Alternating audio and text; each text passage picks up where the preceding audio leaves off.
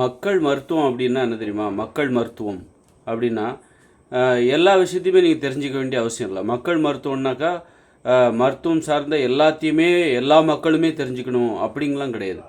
இப்போ மருத்துவம் சார்ந்த விஷயங்கள் மொத்தம் 100 இருக்குதுன்னு வச்சுக்கோங்களேன். ஒவ்வொருத்தரும் ஒரு 5 தெரிஞ்சுக்கிட்டால் போதும். மற்றதை நீங்கள் மற்றவங்ககிட்ட கேட்டு தெரிஞ்சுக்கோங்க. உங்களுக்கு ஒரு 5 தெரிஞ்சுக்கிட்டால் போதும். இப்போ உதாரணத்துக்கு நான் மருத்துவம் சார்ந்த ஒரு மூலிகைகள் 100 இருக்குப்பா, 100 மூலிகைகள் இருக்குதுன்னு வச்சுக்கோங்க. ஒரு ஊரில் 100 மூலிகைகள் இருக்குது. அந்த ஊரில் இருக்கிற மூலிகைகளோட பயனை அந்த ஊரில் உள்ள மக்கள் தெரிஞ்சுக்கணும். சரி, 100 மூலிகைகள் இருக்குது. அப்போது அந்த ஊரில் வசிக்கிற அந்த ஊரில் 5000 பேர் வசிக்கிறாங்கன்னு வச்சுக்கோங்க. அந்த ஊரில் வசிக்கிற ஒவ்வொருத்தரும் அந்த ஊரில் இருக்கிற 100 மூலிகைகளை பற்றி தெரிஞ்சுக்கணுமா? 100 மூலிகைகள் எதற்காக பயன்படுகிறது, எந்த நோய்க்கு பயன்படுகிறது அப்படிங்கிறத தெரியும். எல்லாருமே ஒவ்வொருத்தரும் தெரிஞ்சுக்கணுமான்னா தெரிஞ்சிக்க வேண்டிய அவசியம் இல்லை. ஒவ்வொருத்தரும் 5 அல்லது 10 தெரிஞ்சுக்கிட்டால் போதும். ஒரு 10 மூலிகைகளை பற்றி தெரிஞ்சுக்கிட்டால் போதும். ஆனால் அந்த ஊரில் பார்த்தீங்கன்னா 100 மூலிகைகள் இருக்குது. அப்போ மீதி 90 மூலிகையை மற்றவங்ககிட்ட கேட்டு தெரிஞ்சுக்கோ. எல்லாத்தையும் நீயே அப்போ என்ன ஆகுது அப்படின்னா, உனக்கு நீ 10 தெரிஞ்சுக்கிட்டால் போதும். அப்பாடா 10 தெரிஞ்சுக்கிட்டால் போதும்பா, எங்கே 100 மூலிகைன்னு நான் தெரிஞ்சுக்கணுமா, ஒவ்வொருத்தரும் தெரிஞ்சுக்கணுமா அப்படின்னு சொல்லிடுவீங்களோ அப்படின்னு பார்த்தேன். 10 தெரிஞ்சுக்கிட்டால் போதும்ல அப்படின்னு சொல்லி அப்போ எனக்கு பிடிச்ச ஒரு 10 மூலிகைகளை நான் தெரிஞ்சுப்பேன், போதும். அப்போ தெரியாத 90 நான் எங்கே மற்றவங்ககிட்ட கேட்டு தெரிஞ்சுக்க வேண்டியதான். எனக்கு ஒரு 10 தெரியும், எனக்கு பிடிச்ச ஒரு 10 மூலிகைகளை பற்றி நான் தெரிஞ்சுப்பேன். இயல்பாகவே அது எனக்கு அதை பற்றி தெரிஞ்சுக்கணுங்கிற ஆசை இருக்கும். இயல்பாகவே எனக்கு அது போதும். அதுபோல் பார்த்திங்கன்னா மற்றவங்க இப்படி ஒவ்வொருத்தரும் அந்த ஊரில் ஒரு 4000, ஒரு ஊரில் 4000 பேர் இருக்காங்க அப்படின்னா ஒவ்வொருத்தரும் பார்த்திங்கன்னா ஒரு 10 மூலிகை பழத்தை தெரிஞ்சுப்பாங்க. எனக்கு தெரிஞ்ச ஒரு 10 மூலிகை பற்றி என் நண்பருக்கு தெரியாது, அவருக்கு தெரிஞ்சது எனக்கு தெரியாமல் இருக்கும். அல்லது எனக்கு தெரிஞ்ச 10 மூலிகைகளில் 5 தான் அவருக்கு தெரியும், மீதி 5 அவருக்கு தெரியாது. அப்போ அவருக்கு நான் சொல்லிக் கொடுப்பேன். அதுபோல் அவருக்கு தெரிஞ்ச 10 மூலிகையில் ஒரு 5 மூலிகை எனக்கு தெரியும், மீதி 5 மூலிகை எனக்கு தெரியாது. அதை பற்றி நான் அவர்கிட்ட கேட்டு தெரிஞ்சுப்பேன். இப்படி இப்போ என்னுடைய தாத்தாவுக்கு எனக்கு தெரியாத ஒரு 10 மூலிகை பற்றி அவருக்கு தெரியும். ஏன்னா மொத்தம் 100 மூலிகை இருக்குது, எனக்கு 10 தெரியும். எனக்கு தெரியாத 90 மூலிகைகளில் ஒரு 10 மூலிகை என் தாத்தாவுக்கு தெரியும். அப்போ அவர்கிட்ட இருந்து நான் அந்த 10 மூலிகைகளை பற்றி நான் தெரிஞ்சுப்பேன். ஏதாவது நோய் வந்துச்சுன்னா அவர்கிட்ட கேட்டு நான் அப்படி அப்போ நம்ம தெரியாமல் இருக்கும்போது தான் அதை தெரிஞ்சுக்கணுங்கிறதுக்காக மற்றவங்ககிட்ட போய் நம்ம கேட்போம். எல்லாத்தையும் தெரிஞ்சுக்கிட்டோன்னு வைங்க, நம்ம யார்கிட்டையும் போக மாட்டோம். ஒரு ஊரில் 100 மூலிகை இருக்குன்னா 100 மூலிகைகளையும் பற்றி நானே தெரிஞ்சுக்கிட்டேன், எனக்கு தெரியும் அப்படின்னா ஏதாவது மருத்துவம்னா நான் யார்கிட்டையும் போய் கேட்க மாட்டேன். என் தாத்தாக்கிட்ட போக மாட்டேன், என் நண்பர்கிட்ட போக மாட்டேன். அதான் நமக்கு தான் எல்லாமே தெரியும்ல அப்படின்னு சொல்லிட்டு நம்ம போக மாட்டோம். அந்த 100 அப்போ நம்ம யார்கிட்ட எல்லா பற்றியும் தெரிஞ்சுக்கணும் அப்படிங்கிறக்காக நான் என்ன பண்ணுவேன், கஷ்டப்பட்டு அதை அந்த 100 மூலிகைகளும் மனப்பாடம் பண்ணிகிட்டு இருப்பேன். அப்போ அதுவே என்னுடைய வேலையாக மாறிடும். மக்கள் மருத்துவங்கிறது என்னென்னா, நீ எல்லாமும் மாறி எதையும் ஸ்பெஷலாக தெரிஞ்சுக்காத. நீ ஒரு மருத்துவராக முழு நேர தொழிலை பார்க்குறது கிடையாது மக்களுடைய வேலை. மக்கள் மருத்துவத்தையும் பற்றி தெரிஞ்சுக்கணும். அதுபோல் அவர்களது தற்சார்பு வாழ்க்கை முறை, இயற்கையோடு இணைந்த மனித வாழ்க்கை 2040 அப்புறம் வருது அப்படின்னா, தற்சார்பு வாழ்க்கை முறைன்னா என்ன தெரியுமா? எல்லோரும் மருத்துவராகவும் இருக்கணும், இன்ஜினியராகவும் இருக்கணும், ஒரு விஞ்ஞானியாகவும் இருக்கணும். அப்படின்னா என்ன அர்த்தம் அப்படின்னா, அவங்கவுங்களுக்கு தேவையான குடிசையை அவங்கவுங்களுக்கு கெட்ட தெரிஞ்சிருக்கணும். இதுதான் விஞ்ஞானங்கிறது. அதுபோல் அவங்கவுங்களுக்கு தேவையான மருத்துவத்தை அவங்கவுங்களே செய்ய தெரிஞ்சுக்கணும். இதுதான் மருத்துவர். அப்போ எல்லாருமே மருத்துவராக இருக்குது. இதுதான் தற்சார்பு வாழ்க்கை முறை.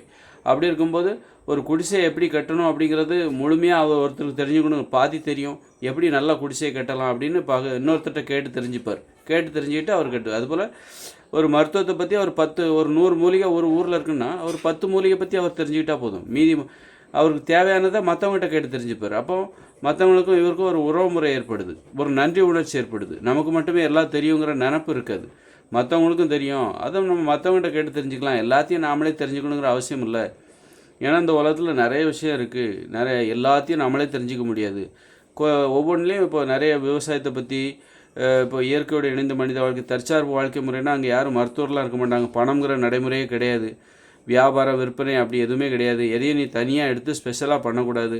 நான் ஓவியர், முழு நேரம் ஓவியத்தை தொழில் வரைகிறதே ஓவியராக இருக்கிறது அப்படிலாம் இல்லாமல், முழு நேரம் பாட்டு பாடுறதே தொழிலாக வச்சுலாம் இல்லாமல், முழு நேரம் மருத்துவராக இருக்கிற அந்த மாதிரியான வேலை இயற்கையோடு இணைந்த மனித வாழ்க்கையில் சுத்தமாக கிடையாது. இயற்கையோடு இணைந்த மனித வாழ்க்கை என்பது தற்சார்பு வாழ்க்கை முறை. அவருடைய அனைத்து தேவைகளையும் அவரே பூர்த்தி செய்யணும். அவருக்கு தேவையான உணவு, அவருக்கு தேவையான மருத்துவம், அவருக்கு தேவையான குடிசை, அவருக்கு தேவையான விளையாட்டு, எல்லாத்தையுமே ஒரு முழுமையான மனிதர்கள். அதாவது நீ விளையாடணும், ஆடணும், பாடணும், மருத்துவத்தை பற்றி கொஞ்சம் தெரிஞ்சிருக்கணும், விஞ்ஞானத்தை பற்றி தெரிஞ்சுக்கணும். இன்றைக்கி மழை வருமா வராதா, மேகமூட்டமாக இருக்குது, இது மே மாதம், அப்போ எப்படி அப்போ இதான் விஞ்ஞானத்தை பற்றின விஞ்ஞானத்தை பற்றின அறிவு. அப்போ விஞ்ஞானியாகவும் இருக்கணும். எந்த நேரத்தில் நம்ம வந்து எந்த பயிரை விளைய வைக்கணும், எப்போ விளைய வைக்கக்கூடாது, இப்படி ஒரு தனி மனிதர் தற்சார்பு வாழ்க்கை முறையில் அங்கே வாழ்கிற ஒருவர் எல்லாவற்றையும் பற்றி கொஞ்சம் கொஞ்சம் தெரிஞ்சுக்கணும். மற்றவங்கள்ட்ட கேட்டு தெரிஞ்சுக்கணும். மருத்துவத்தை பற்றி அவங்களுக்கு அறிவு இருக்கணும். ஒரு காய்ச்சல் வந்து நான் என்ன பண்ணணும், தலைவலி வந்து நான் என்ன பண்ணணும், எந்த மூலிகையை சாப்பிடணும், எந்த மூலிகைகளை சாப்பிடக்கூடாது, எந்த உணவை எந்த காலத்தில் சாப்பிடணும், எந்த உணவை எந்த காலத்தில் சாப்பிடக்கூடாது, இப்படி உணவு சார்ந்த ஒரு அறிவு இருக்கணும். ஒரு மருத்துவம் சார்ந்த ஒரு அறிவு இருக்கணும். எல்லாமே தெரிஞ்சுக்கணுங்கிற அவசியம் இல்லை. தெரியாத நீ மற்றவங்கள்ட்ட கேட்டுக்கோ. எல்லாத்தையும் தெரிஞ்சுக்கவும் முடியாது. எப்போ எல்லாத்தையும் தெரிஞ்சுக்க முடியும்னா, நீ ஒரு முழு நேரமாக மருத்துவராக இருக்கும்போது தான் நீ எல்லாத்தையும் தெரிஞ்சுப்ப. மருத்துவத்தை பற்றி மட்டும்தான் அவர் தெரிஞ்சுப்பார். அவருக்கு வந்து விஞ்ஞானத்தை பற்றி ஒன்றும் தெரியாது. விஞ்ஞானிக்கு பார்த்திங்கன்னா அவருக்கு விஞ்ஞானம் மட்டும் தான் தெரியும், மருத்துவம் பற்றி தெரியாது. விஞ்ஞானத்தை பற்றி நிறைய தெரியும், ஆனால் மருத்துவத்தை பற்றி ஒன்றுமே தெரியாது. இந்த மாதிரி இருக்கும்போது தான் அப்போ நீ எல்லாத்தையும் பற்றி தெரிஞ்சுக்கணும். அதே நேரத்தில் எல்லாத்தையும் பற்றி தெரிஞ்சுக்கும் போது நீ முழுமையாகவும் தெரிஞ்சுக்க முடியும். எதாவது ஒன்றை பற்றி தெரிஞ்சுக்கிட்டால் தான் நீ முழுமையாக தெரிஞ்சுக்க முடியும். தற்சார்பு வாழ்க்கை முறைங்கிறது என்னென்னா, உனக்கு தேவையான மருத்துவத்தை யாருமே பண்ண மாட்டாங்க. உனக்கு தேவையான குடிசை யாரும் கட்டித்தர மாட்டாங்க, நீ தான் கட்டணும். அப்போ உனக்கு குடிசையும் கட்ட தெரிஞ்சுக்கணும்.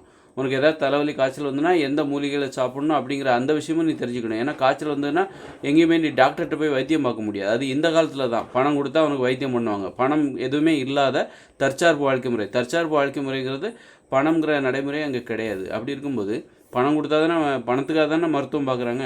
யாருமே பணம் கொடுக்க மாட்டாங்கன்னா யாரும் மருத்துவ தொழில் கற்றுக்க மாட்டாங்க. அப்படி இருக்கும்போது தற்சார்பு வாழ்க்கை முறையில் அங்கே வாழ்கிறவங்க தங்களுக்கு தேவையான அனைத்தையும் பற்றி கொஞ்சம் கொஞ்சம் தெரிஞ்சுக்கணும். முழுமையாக தெரிஞ்சுக்கணுங்கிற அவசியம் கிடையாது. மற்றதெல்லாம் மற்றவங்கள்ட்ட கேட்டு தெரிஞ்சுக்கலாம். இப்போ எனக்கு தலைவலிக்கு என்ன மருந்துன்னு எனக்கு தெரியும், ஆனால் ஒரு காய்ச்சல் வந்துன்னா, இருமல் வந்துன்னா எனக்கு என்ன பண்ணணும்னு தெரியாது. உடனே நான் எங்கள் தாத்தா கிட்டே போவேன். அவர் வந்து எனக்கு சொல்லுவார், நீ இந்த மாதிரி பண்ண அந்த மாதிரி பண்ணு அப்படின்னுவார். அப்போ அல்லது என் நண்பன்கிட்ட போவேன். என் தாத்தாவுக்கு கொஞ்சம் தான் தெரியும். அப்போ அவர்கிட்ட 4 பேர்கிட்ட ஆலோசனை கேட்பேன். ஏன்னா எல்லாத்துக்கும் என் தாத்தா கிட்டே போக மாட்டேன். எல்லாமே அவருக்கு தெரியும்னு நான் நினைக்க மாட்டேன். எனக்கு எப்படி கொஞ்சம் தெரியுமோ அதுபோல் தான் அவருக்கும் கொஞ்சம் தெரியும். அப்போ அதனால் நான் என்ன பண்ணுவேன், ஒருத்தர்கிட்ட கேட்காம 4 பேர்கிட்ட கேட்பேன். ஒரு இருமல் வருது, நான் என்ன பண்ணுவேன், எனக்கு கொஞ்சம் தெரியும், ஆனால் அது மட்டுமே எனக்கு போதாது, மற்றவங்களுக்கு இதை விட சிறப்பாக தெரிஞ்சிருக்கலாம் அப்படின்னு சொல்லிட்டு நான் இன்னொருத்தர்கிட்ட போய் கேட்பேன். அது என்னுடைய அப்பாவாக இருக்கலாம், அம்மாவாக இருக்கலாம். ஆனால் அதே நேரத்தில் எனக்கு எப்படி கொஞ்சம் தெரியுமோ அது மாதிரி அவங்களுக்கும் கொஞ்சம் தான் தெரியும். அதனால் அவங்ககிட்ட கேட்குறதோடு நான் நிறுத்த மாட்டேன், இன்னும் 4 பேர்கிட்ட போய் கேட்பேன். இதுதான் தற்சார்பு வாழ்க்கை முறைங்கிறது. இந்த மாதிரி நம்ம வந்து தற்சார்பு வாழ்க்கை முறை எல்லாமே நமக்கு தெரியும். கொஞ்சம் கொஞ்சம் தெரிஞ்சுக்கிட்டால் போதும். அப்போ தான் நமக்கு தெரியாத மற்றவங்கள்ட்ட போய் கேட்போம். நமக்கு அதாவது மற்றவங்களுக்கு நம்மளை மாதிரி தான் கொஞ்சம் கொஞ்சம் தான் தெரியும். அதனால் ஒருத்தர்கிட்ட போய் கேட்காம நான் 4 பேர்கிட்ட போய் கேட்பேன். அப்போ அதன் மூலம் என்ன ஆகுதுன்னா, ஒரு உறவு முறை ஏற்படுது, ஒரு பேச்சு தொடர்பு ஏற்படுது. நான் அவர்கிட்ட பேசுவேன், அவர் என்கிட்ட பேசுவார். அவர்கிட்டருந்து எனக்கு ஒரு விஷயம் கிடைக்கும். எனக்கு இருமலுக்காக நான் அவர்கிட்ட போவேன், அவர் ஒரு மருந்தை சொல்லுவார், அதனால எனக்கு சரியாயிடும். அப்போ அவர் மேலே எனக்கு ஒரு பாசமாக இருக்கும். அவரை பற்றி நான் பெருமையாக கூட சொல்லுவேன். அதனால் அவருக்கு வந்து புகழ் கிடைக்கும். இந்த மாதிரி எனக்கு இருமல், அவர்கிட்ட போய் கேட்டேன், அவர் அந்த மருந்து சொன்னார், உடனே எனக்கு சரியாயிடுச்சு அப்படின்னு சொல்லும்போது அவருக்கு ஒரு புகழ் கிடைக்கும்.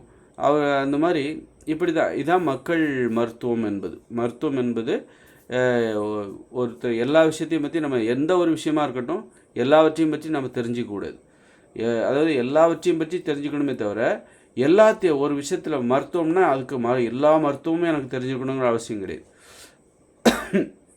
அதுபோல் விஞ்ஞானமாக இன்றைக்கி மழை வருமா வராதா அப்படிங்கிறது எனக்கு கொஞ்சம் தெரியும், கொஞ்சம் கணிக்க தெரியும், நான் சொல்லுவேன். அப்புறம் என்னுடைய அப்பா என்ன சொல்லுவார், இல்லை இன்றைக்கி மழை வராது பாரு, நாளைக்கு தான் வரும், இப்படி இருந்தால் நாளைக்கு தான் மழை வரும் அப்படின்னு அவருடைய அனுபவத்தில் சொல்லுவார். இன்னொருத்தர் வேறு மாதிரி சொல்லுவார். அப்போ இவர் எங்கள் அப்பா சொல்கிறதுலேயும் ஒரு உண்மை இருக்கும், அதில் இன்னொருத்தர் சொல்கிறதுலேயும் உண்மை இருக்கும். அந்த மாதிரி தற்சார்பு வாழ்க்கை முறை என்பது எல்லாவற்றையும் பற்றி நாம் கொஞ்சம் கொஞ்சம் தெரிஞ்சுக்கணும். தெரியாததை நம்ம மற்றவங்ககிட்ட கேட்கணும். மற்றவங்ககிட்டன்னா இப்போ பலரிடமும் கேட்கணும். கேட்டு அதன் பிறகு நமக்கு தேவையானது அதிலேருந்து கிடைக்கும். இதன் மூலம் உறவுமுறை ஏற்படுகிறது. உறவுமுறை அந்த தெரிஞ்சுக்கணும் போது பலரோட நமக்கு ஒரு உறவுமுறை ஏற்படுது. நமக்கு வந்து ஒரு தன்னடக்கமும் இருக்கும். நமக்கு மட்டுமே எல்லாமே தெரியாது, மற்றவங்களுக்கும் நம்மளை போல் கொஞ்சம் கொஞ்சம் தெரியும் அப்படிங்கிற அந்த எண்ணமும் நமக்கு வரும். இதுதான் தற்சார்பு வாழ்க்கை முறையில் மக்கள் மருத்துவம் என்பது எப்படி இருக்கும், ஒரு விஞ்ஞான அறிவு என்பது எப்படி இருக்கும், ஒரு குடிசையை கட்டுகிற அறிவு என்பது. ஒருத்தருக்கு தற்சார்பு வாழ்க்கை முறையில் அவங்கவுங்களுக்கு தேவையான குடிசையை அவங்கவுங்க தான் கட்டணும். அதே நேரத்தில் ஒரு குடிசையை திறம்பட கட்டுவதற்கு தேவையான அத்தனை அறிவும் அங்கே உள்ளவர்கள் பெற்றிருப்பார்களான்னா குறைவாக தான் பெற்றிருப்பார். ஒரு குடிசை எப்படி கட்டணும், சிறப்பாக எப்படி கட்டணும் அப்படின்னு சொல்லிட்டு நான் ஒரு குடிசையை கட்ட வேண்டியிருக்கு, என் குடிசை வந்து பழசாயிடுச்சு, நான் இப்போ ஒரு புது குடிசை கட்டணும் அப்படிங்கும்போது 4 பேர்கிட்ட போய் ஆலோசனை கேட்பார். நீ அந்த அந்த ஓலையை எடு, ஓலையை வந்து நீ தண்ணியில் முக்கிட்டு ஊற வச்சுட்டு அப்புறமா வந்து இந்த கயிறு கட்டுறதுக்கு இந்த செடியில் போ, அங்கே போ அப்படின்னு பல்வேறு விதமாக பலரிடையும் போய் கேட்கும்போது ஒரு திறமையான குடிசை கட்டுவதற்கான பலருடைய அறிவு என்பது அவர் கிடச்சிரும். அதை வச்சுக்கிட்டு அவர் வந்து தனியாக அவர் குடிசை கட்டுவார். ஒரு திறமை. அப்போ அவர் திறமையான ஒரு குடிசை கட்டுவதற்கு பலருடைய ஆலோசனை அறிவுரை என்பது தேவைப்படுகிறது. இதுதான் தற்சார்பு வாழ்க்கை முறையில் மக்களிடம் இருக்கிற ஒரு அறிவு என்பது.